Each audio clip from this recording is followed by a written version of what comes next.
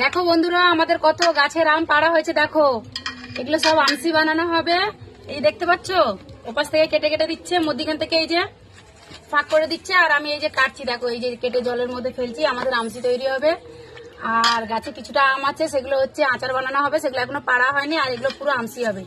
তো তোমাদের কি আমসি বানানো হয়ে গেছে? যদি বানানো হয়ে থাকে তাহলে আমাকে কমেন্টে জানাবে। দেখো আমগুলো, দেখো বাবারে বাবা, ভীষণ শক্ত হয়ে গেছে। এগুলোকে পুরোটাই আমাদের কাটতে হবে, দেখতে পাচ্ছ?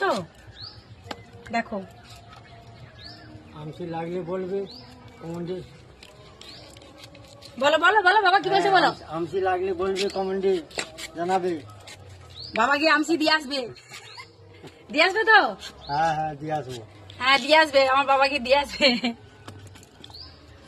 দেখো, এই আমগুলো সবগুলো কাটা হবে, দেখতে পাচ্ছ? সারা বছরের টক, সারা বছর খাওয়া হবে এইগুলো, আমসিগুলো। আরো এখনো গাছে আছে, আরো অনেকটাই ছিল। আমার দুটো যাদেরকেও দিয়েছে, এই যে দেখতে পাচ্ছ, তাদেরও নিয়েছে, আর আমাদের 3 ঘরে নেওয়া হয়েছে। আর এখনো যেগুলো আছে সেগুলো পাকিয়ে খাওয়া হবে।